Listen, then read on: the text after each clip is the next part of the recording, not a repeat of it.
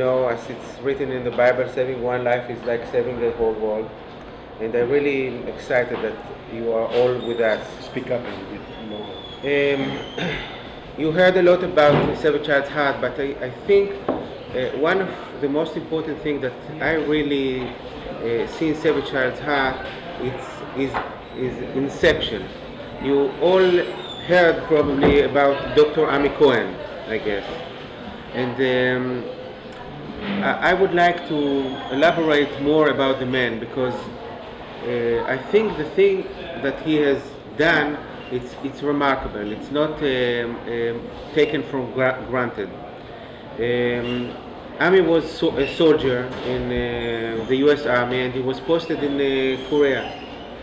While being there, he was approached by the locals, and they asked him if he can operate on children with heart disease. And he just say yes. But what does it mean yes? He's a soldier in the army, how can he operate? So he went to his superiors, and I'm sure that they thought that he was off medication when he asked them to operate on children from Korea. But they were up to the task, and he started to operate on those children. And he came to Israel. And he came to Israel after that, and it was in his bones to help children from other countries.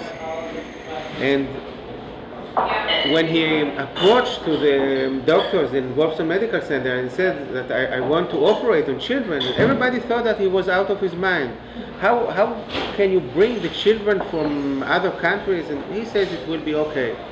And it happened that by the time he was approached by Dr. Balai from Ethiopia, and he told him that he wants to send 4 children to Israel for operation. And Ami said yes. But what does it mean yes? Where he's going to put the children before the operation and after the operation? Who's going to fund the surgery? He said there is no problem. And everybody, I remember that the look on the faces of all the team that he's crazy. How can it be done? But he approached the family fortune. He brought the children to Israel. He put them in his house before the surgery, did the surgeries, and then put them for recovery time at his house again, and then send them back.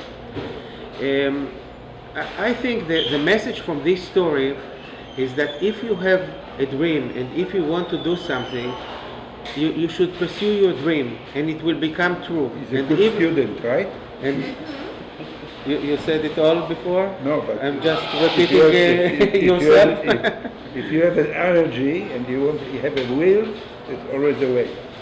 And since then, since the first kids that were operated and were accommodated at his house, now we are operated more than 3,000 children from all over the world, and we have a big and very nice house to accommodate the children and the medical staff that are coming to Israel for training.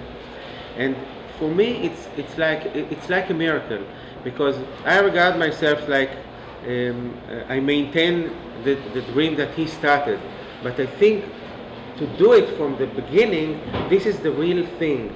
And for young people like you, I think it's a huge message to take it. If you think that something you want to do it, you can. And even that everybody will tell you that it's impossible, but if you keen enough in your heart to do it, it will become true. Save a Child's Heart, for me, I feel a great satisfaction what I'm doing, because first it's for the children that we are saving.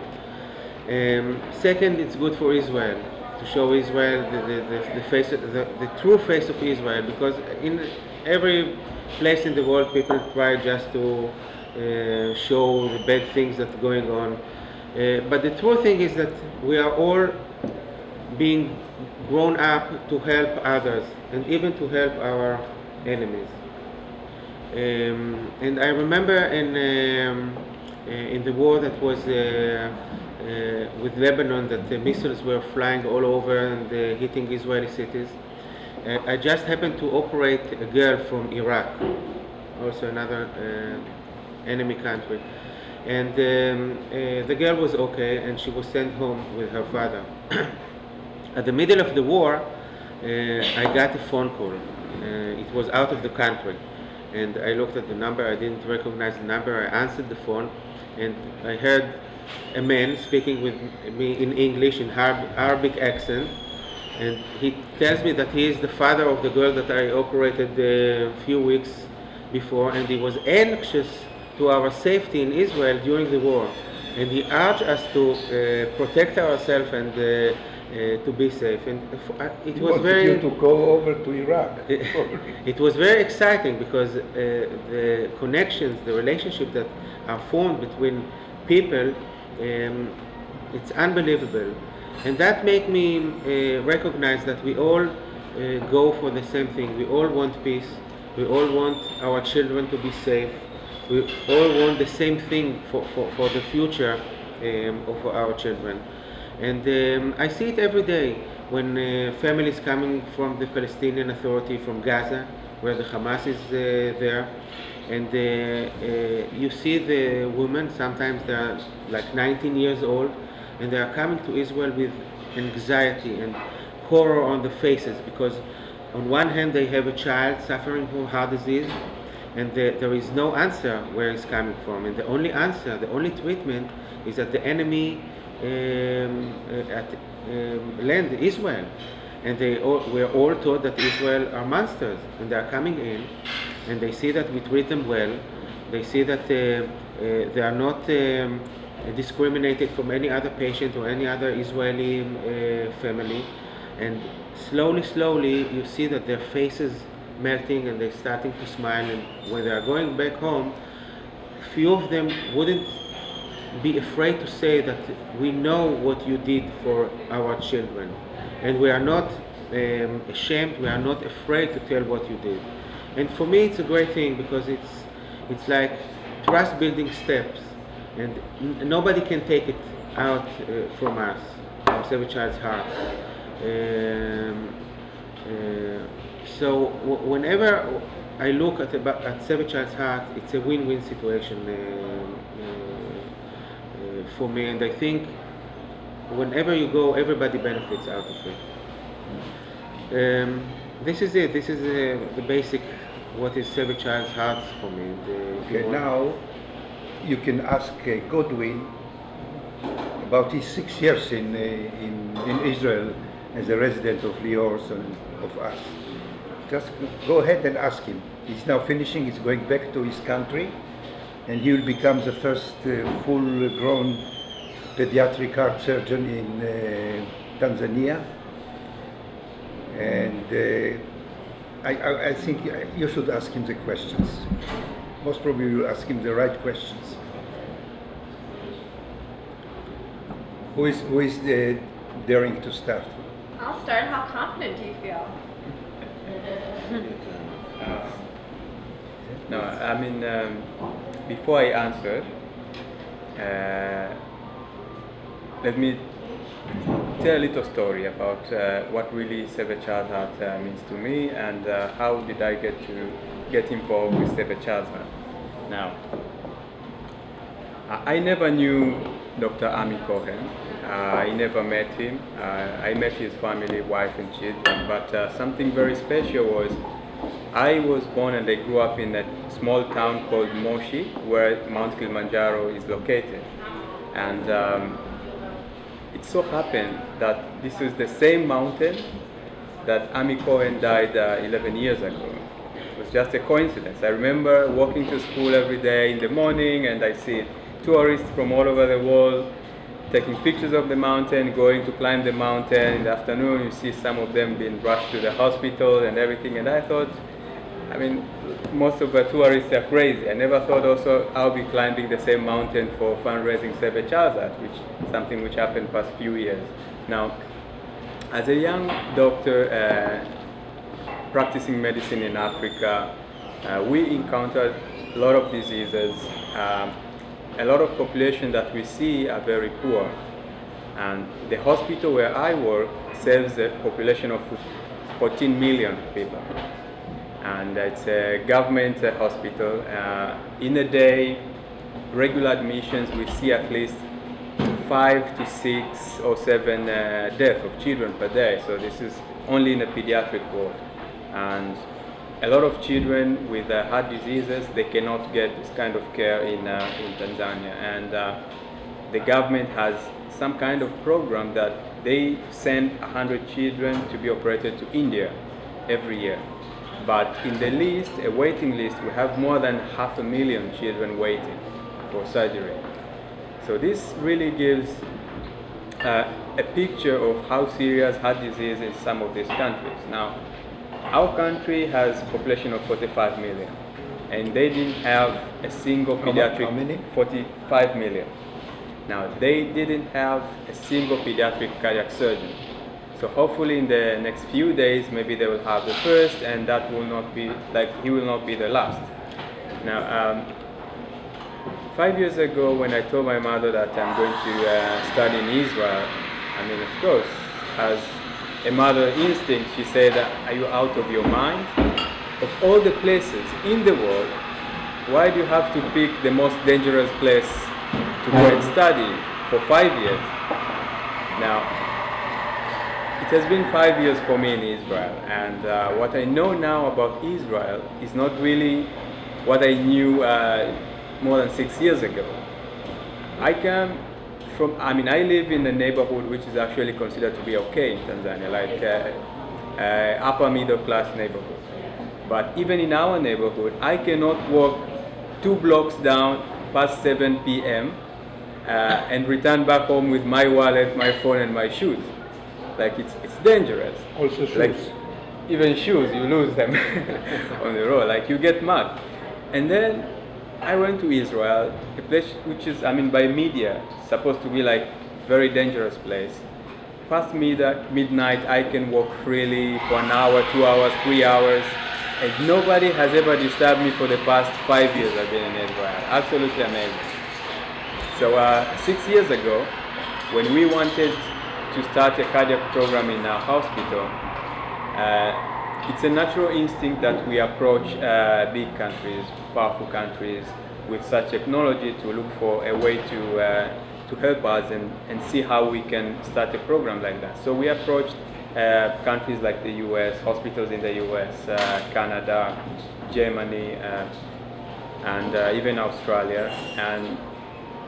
And they sent doctors to our hospital. They look at the environment and they say it's impossible to start heart surgery here. We had one doctor who had been to Israel and he knew SACH, and he invited the doctors from SACH. They came to our hospital and they looked at the environment and they say, oh yeah, we can start something here. So again, it gives another picture of what really the Israelis stand for. And so we didn't know what to think, that the other 7 countries, the doctors are crazy, or the Israeli doctors are crazy. And what I knew then, and what I know now, is that many programs of heart surgery programs here in developed countries like the US, Canada, the doctors who are treating patients now, they actually were handed over departments which were already established. Now, more than 25 years ago, also in Israel, children with heart disease could not get same kind of care also in Israel, and they had to transfer them to countries like United States and UK for treatment.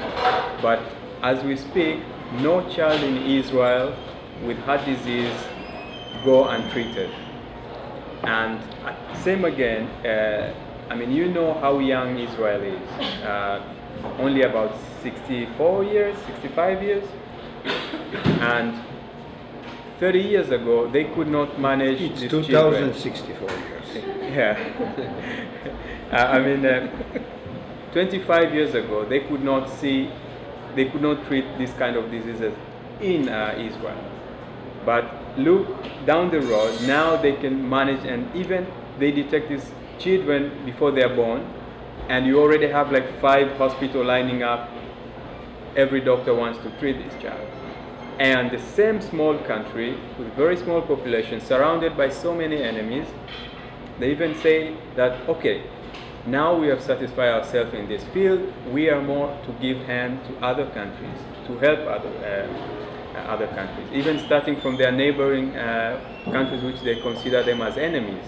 And I think this is another way for the country to show that they are really much better people than what the neighbors consider them, and to show really the world that really what the Jewish community, the Jewish people, the Israeli people stand for. Now, 5 years in Israel, I learned a lot of things. One of them being eating a lot of hummus. And falafel. And falafel. Well, And trina. yes. I learned about Jewish culture. I went to Ulpan, so I studied all about Jewish גודווין, culture. תגיד לי בבקשה, איך הרגשת מבחינה חברתית? תגיד לי. אני מקווה שכולם פה מדברים גם עברית. לא חשוב, אתה יכול לדבר עברית, תסביר את עצמך. איך הרגשת מבחינה חברתית? No, I think what Professor, No, I think. what he's trying to say is, I learn Hebrew, and He's I speaking speak perfect fluent Hebrew. Hebrew, because everything in the hospital is run by Hebrew. And also on top of that, I managed also to learn medicine, cardiac surgery, and I will say that when I went to Israel and I looked at the pediatric department, pediatric surgery, sometimes it passed 6 months, I haven't seen a single death. And then I look back home, in a day we see, in one hospital we see about 5 to 7 deaths a day. And then I realized like something is wrong. And what I'm learning in Israel will be very useful back home. Now, I have finished my training with SACH. My time in Israel, I cannot say that it's finished, because every year I'll be going back to SACH, maybe a month, to upgrade my knowledge and To help and you to out. share my experience. To help him? Or him help me. So. Yeah. And next month we're also going to have another SACH commission. SACH team will come to my hospital in Tanzania for 1 week of surgery, and we are aiming to operate at least 20 children in 1 week. So it will be like an Olympic spree, and I hope this also will not be the end. With me from Israel, I'm carrying a seed which was planted there by the Jewish people, and also again planted by Ami Cohen in 1996 when he started SACH. And the same seed I'm going to plant in Tanzania, and it really will represent what Israel stands for, what Jewish people stand for. And slowly, I think also this same seed will be able to spread in all over Africa, and hopefully also all over the world. So being here with you guys, I mean, you are in the US, and you got involved with SACH, which is really a remarkable organization. And to me, you guys also look like my heroes for what you do. And I'd like to thank you so much for your support to SACH. I want to add on that I had the privilege of training Godwin because I think one of the most satisfying thing is that you may pass your knowledge to others that will enable them to save more. There's going to be at a conference. Where was the conference? It doesn't matter. In a good place. In a good place, and he said that I'm going to meet him there. And everybody, even Dr. Ami Cohen, that he's known for his out-of-the-box thinking and doing things. He says, "Are you crazy? You're going to meet him in a conference and ask him to start a fellowship program?" And Professor Shah, not a problem. So he went to the conference, and It was a morning conference, 7 o'clock. At that time I was usually getting up, a little bit later. But I went there, 7 o'clock, and he finished his lecture, Dr. Bouvet, and I approached him. So I said, I'm Schaffner. He says, yes, but what can I do for you? He says, I would like you to take my resident for a 2-year fellowship program. Yes, with the resident there. Okay, do you know that my waiting list is 7 to 8 years?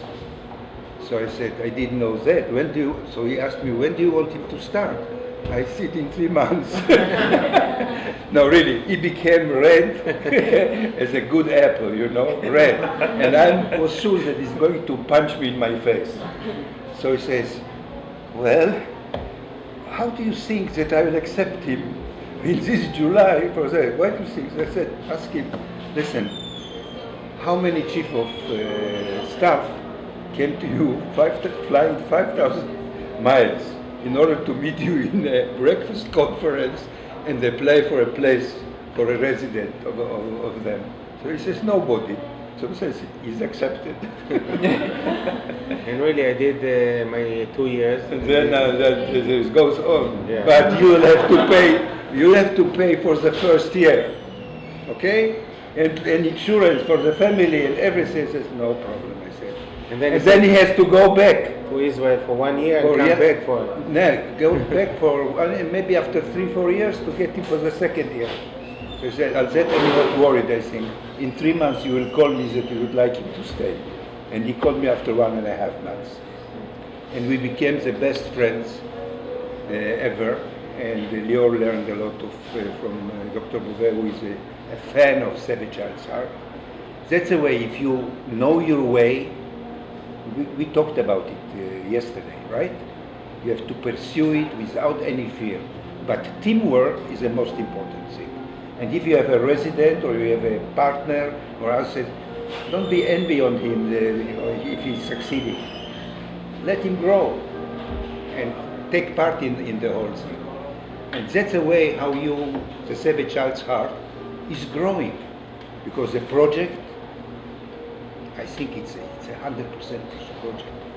It carries so much in it. What is more than a smile of a child that even couldn't smile because he was troubled with congenital heart disease? There is no description of such a thing. And there are no enemies. Everyone, a child is a child. And they are the future citizens of their world.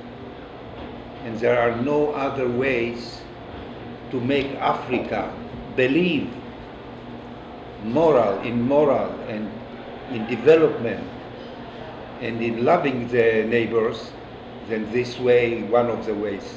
It's by culture, by medicine as a currency for peace and for stabilization. And you see other ways. There is violence, bloodthirsty bombarding children and adults. And on the other way, we are helping out in whatever we can. Okay. I just wanted to ask what kind of congenital diseases you work with. Can you speak louder? What kind of congenital diseases do you work with? You say it's an exam now. No, we have quite a lot of congenital disease. And in fact, some of the congenital disease that we see with Save a Child's Heart, they have not even been documented in books. And the reason is, surrounding Israel are the Arab nations, and some of them, they have a culture of marrying close relatives, and with them they have quite a lot of congenital diseases. So from the simple one like ASD, VSD, tetralogies, these already cover like 75%. And then you have other more like AV canals and TGAs. Like the list goes on and on. So Are you a doctor? Very complex. Are you a doctor? In what? Cardiac transplant unit. Where? Where? In Colombia. Oh. So with Dr. How is it? Oz, Dr. Oz. Oh yeah. Yeah. Well, he left medicine. He's now a show writer and a show performer. Mehmet Oz and Eric was the chief of department. Eric Rose. So I think it's a very nice. I mean, I would say, for example, in my training with Save a Child, if I would have come to train, let's say, in a place like the U.S. or Canada, I would have returned back home, not being able to manage nearly 40% of all the diseases in Tanzania. And why? Because we still have rheumatic heart disease also, which is acquired. And in United States, in Canada, in UK, it's already eradicated many years ago. You still have?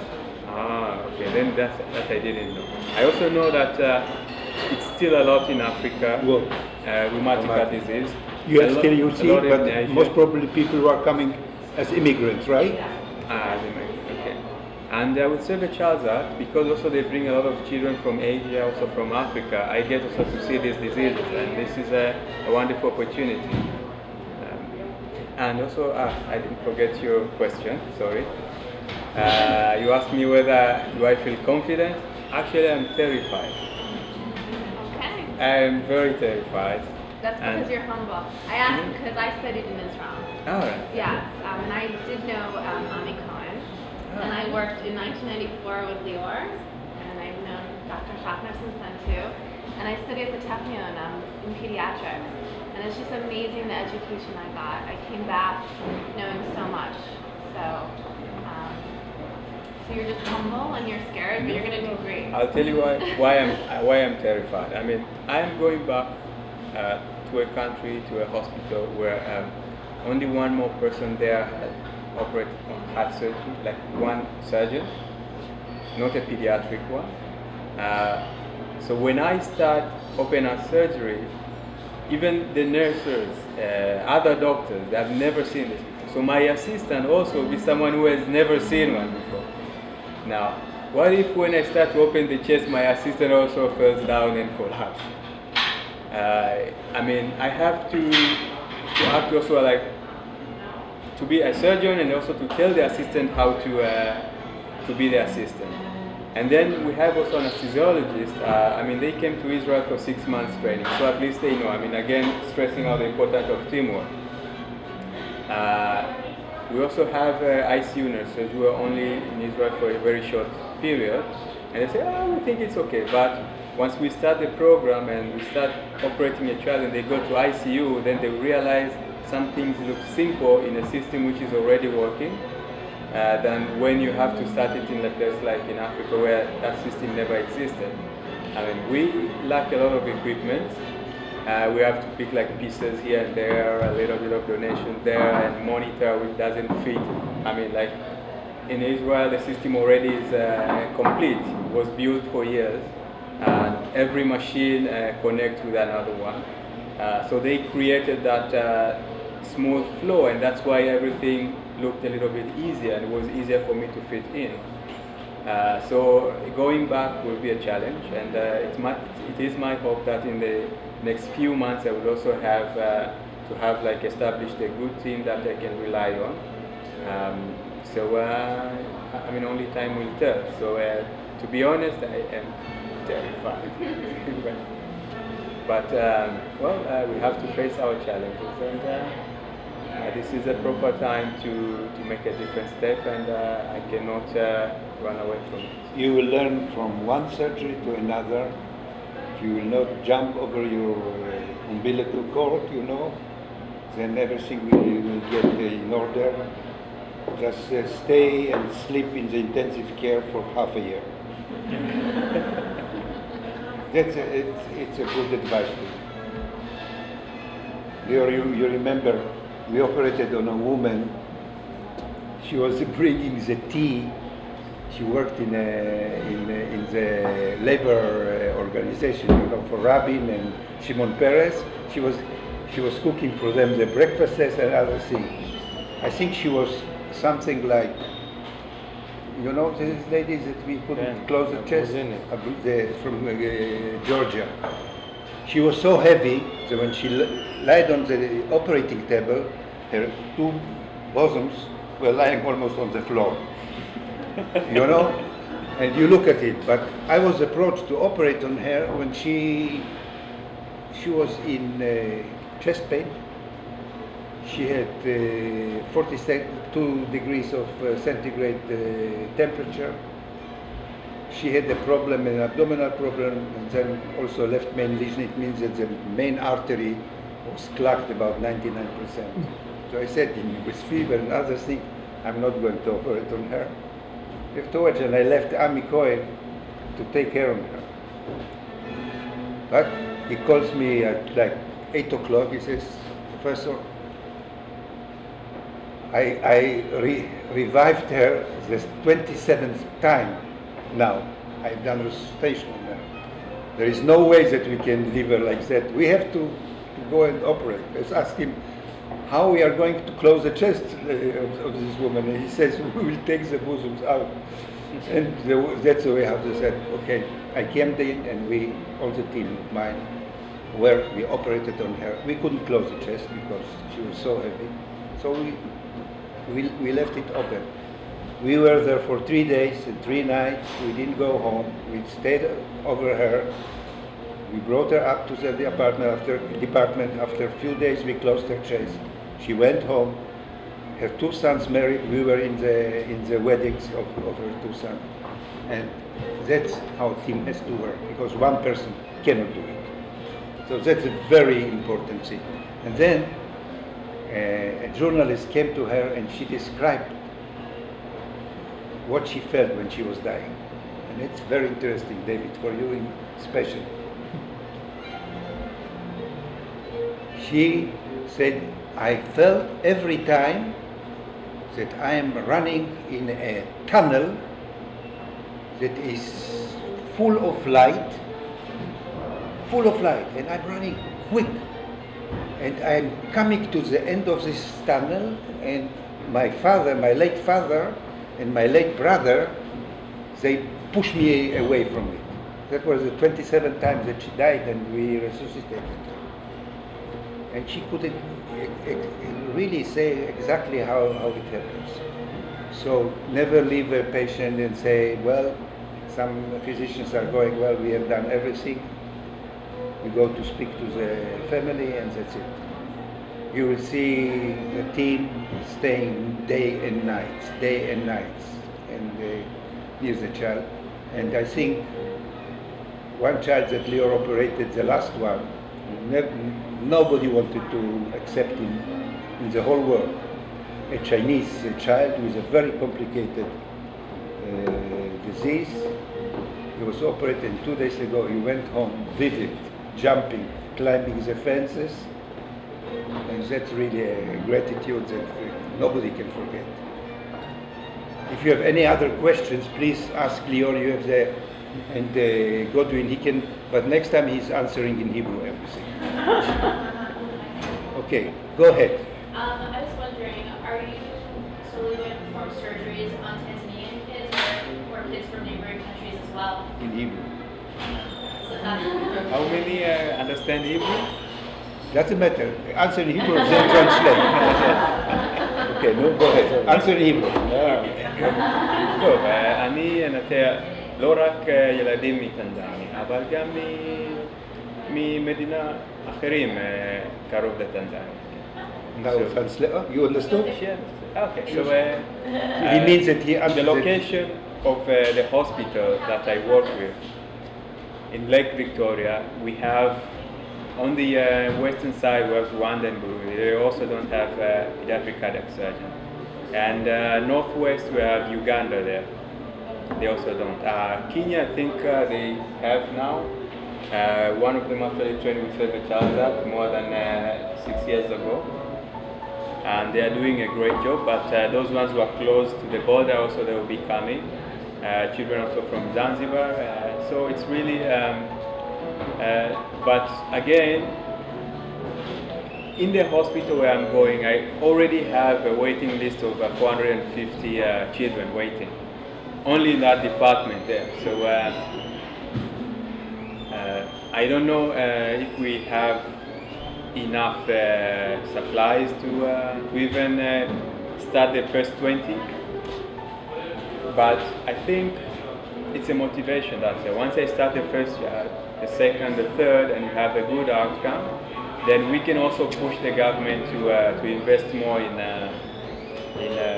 healthcare. I know now with Obamacare and all this, big issue. Every time I open the television, it's all about Obamacare. I mean, I come from a country where in 2001 we signed a contract that when we do a budget of our country, at least 15% of all the budget should go to healthcare. And we signed this contract. But again, it has been how many years? Almost 13 years down the road. And the highest we have reached is only 8% of the total budget. So again, it shows that African countries and politics... Which is not bad. Which is not bad, 8%, because there are countries who are below 3 and 4%. I think we have about 16% budget in our country. I think American and Sweden is the highest one. But I think it will improve if the results will be better and you can take care on different things that require a lot of money, then things can change. Any other question? Also to add on that, I mean, we had a minister of health 2 years ago when the doctors were striking and they said we want better conditions in the hospital, and he stood up and said, you know what, we cannot invest more money in the hospitals because hospitals are not producing, and we will spend more money in the other economics because they are bringing more money to the government. So again, it shows that we still really don't take health as something important, and I think the most important thing every person has is their own health. We are working now to establish an international children's hospital because we think we can load on Lior on more and more surgery. He will do the surgery, but we can increase only in few numbers like that. But one of the most important arms of Save a Child's Heart is education, follow-up, education. And that can be done so well if we have a central institute that people can come over for conferences, for education, for lectures. International teams will come over, and you as entrepreneurs, the future entrepreneurs, you should think how to build up more your organization, because the future is yours, okay? To build up more, to connect to more people, to the young leadership group, and how to spread the word and how to make this international children's hospital a reality. That's very important. Mike, you have a question, no? So this is, I guess, for all of you guys, one of the questions that I get from a lot of people when I talk about Save a Child's Heart is about follow-up, and the follow-up that we do with our kids that we've seen, what we know about them as they continue, and I keep saying that we're starting to do it more and more, but how can I answer that more efficiently, and what can we tell everyone else that's here? It's a great question, the follow-up, and obviously because of the character of our patients, our follow-up is not complete. We work with the Palestinian Authority, so with this subgroup of patients we have very good follow-up because they come to Israel once in a while for a regular checkup, and we know what's going on with them. With other patients that come from out of Israel, it depends on the country. For instance, in Zanzibar that we are working for many years, we have a very good follow-up because every 2 years to screen new patients for surgeries, we also follow up all the other patients that we already operated on. And in a few cases that we see that they need another operation, we bring them back again to Israel for operation, mostly children with rheumatic heart disease.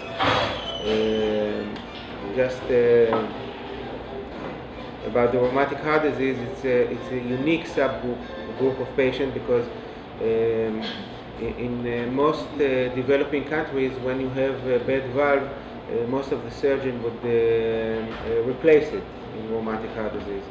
But we know once we replace the valve, we just trade one disease with another because they need to take a lifelong medication, the Coumadin, that has its own side effects, and so we try to do our best to repair the valves, also the aortic valve as well. And we follow up those patients closely because it's very important for us to see how the surgery is doing, and if all the efforts that we put in one patient by repairing the valve is good enough or the patient survives. And so far we follow up of I think 5 or 6 years on the rheumatic patients, and it's really encouraging.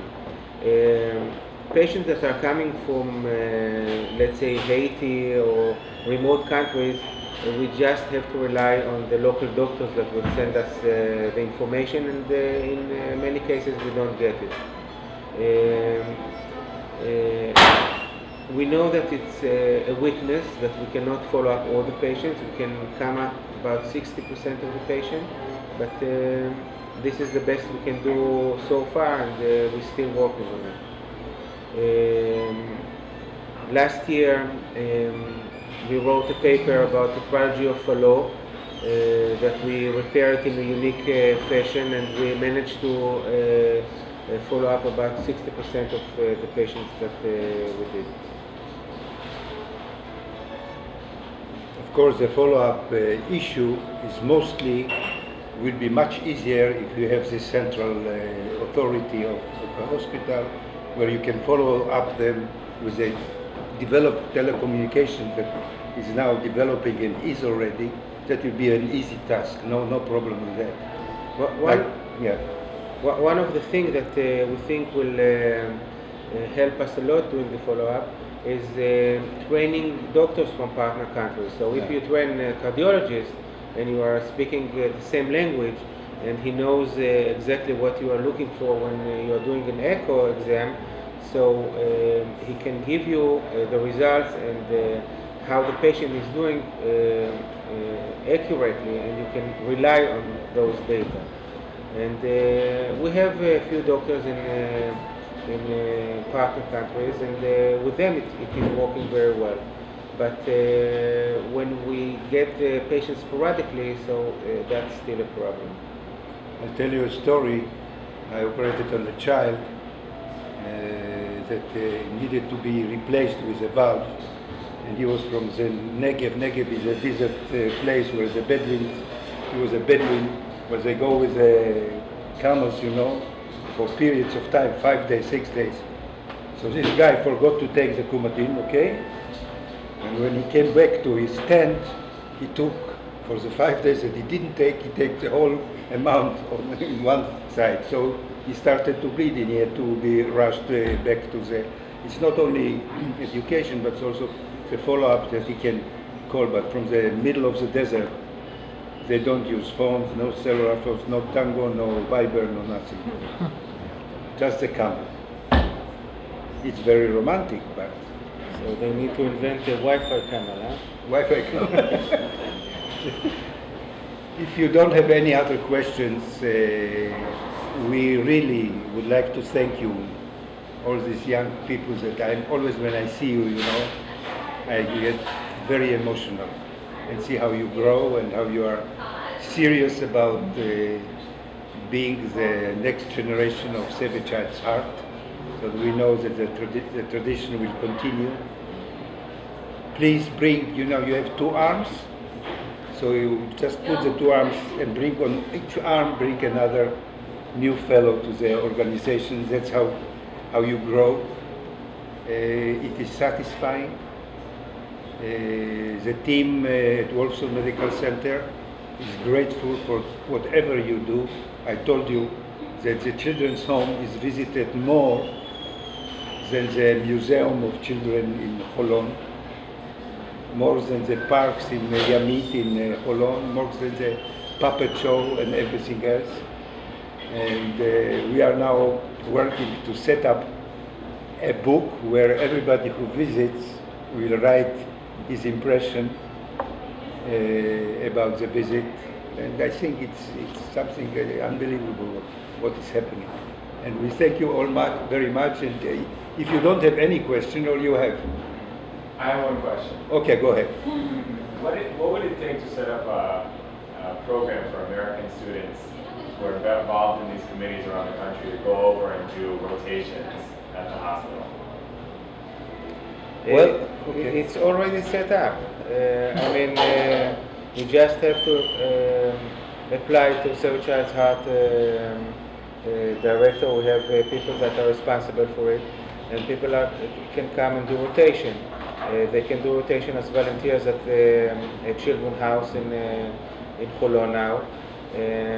They can stay at the house. It's a very nice house that was built just 2 years ago. And the students can come also to the hospital, make rotation at the cardiothoracic department, come to the operating room, participate with the doctor rounds at the ICU and with the cardiologist. So it's already set up. You just have to apply. Yeah, but Mike means that not students, but already surgeons, right? You mean cooperation not only with residents, right? Yeah. Because students is different. Students, they apply to the University of Tel Aviv, which is a special department there that directs them, even with some money to stay in Israel, directs them to different departments, and they can stay for 3 to 6 months as a part of their studies.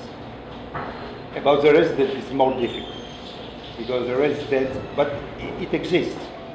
If the chief of the department is open, chief, sometimes if he knows that there is a good program somewhere, he can ask permission from the university. It goes always like that. Permission from the dean of the school that will qualify to which department to go. And I had a lot of students that are coming, and few residents, but not from the United States. Because a lot of the young doctors that come back from the experience, whether it's in medical school at TAU or whether they're doing a rotation, those become some of the most committed volunteers because they have that personality of the organization. There's numbers in here today. We've seen it all weekend. And the ability to see Save a Child's Heart for those young doctors, it translates into a lifetime of support for the organization. And what I suggested also to Mike, being an organization already, the Young Leaders Group, I gave him some kind of a photo of a credit card that every one of you can get, and you should produce it. It's a membership card and other things, and that can also grow you very, very strongly and have also benefit for your budget to do things and to help people in different educational studies or writing up a paper or other things. This is what I love. The good ideas never end. We've been brainstorming all weekend ideas, and you've just given one more. I want to thank the three of you and David. We really appreciate you being with us today. This is an intense weekend. People are here after a long weekend and on a beautiful day outside, and they're here. And it's wonderful for all of us to get to hear from you about your work, your organization.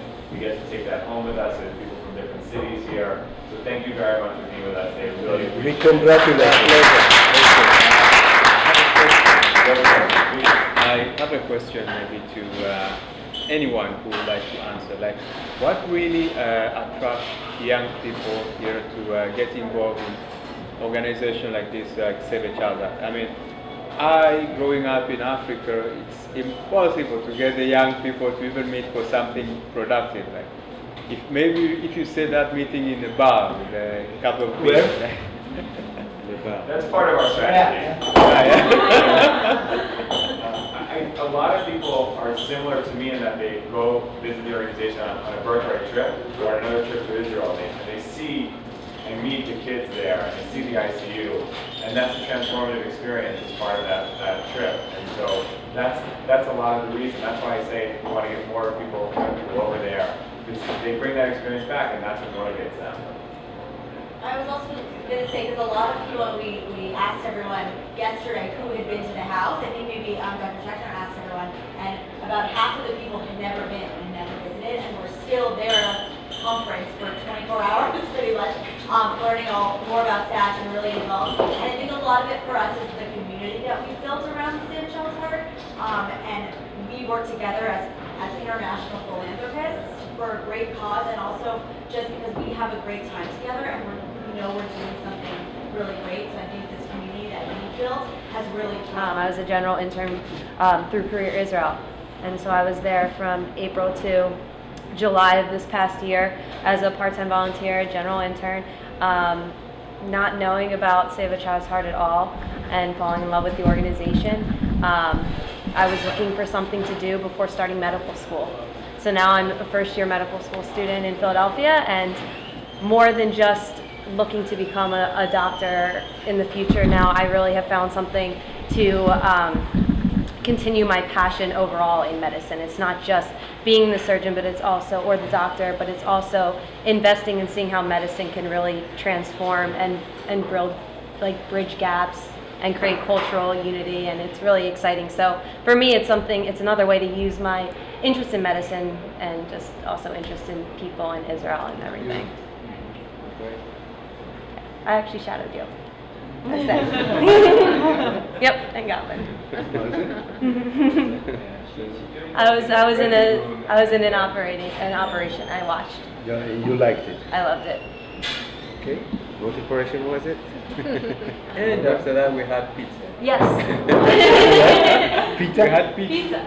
Pizza with the Iowa. Yep. Gentlemen, Okay, thank you again so thank much. you very much.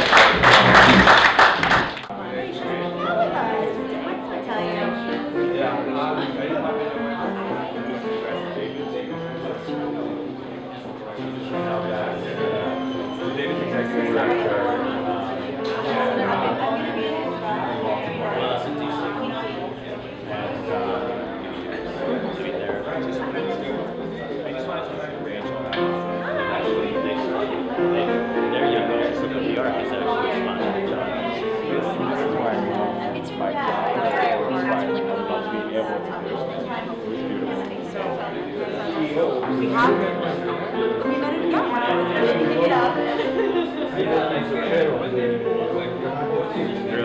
I know Bernie since we were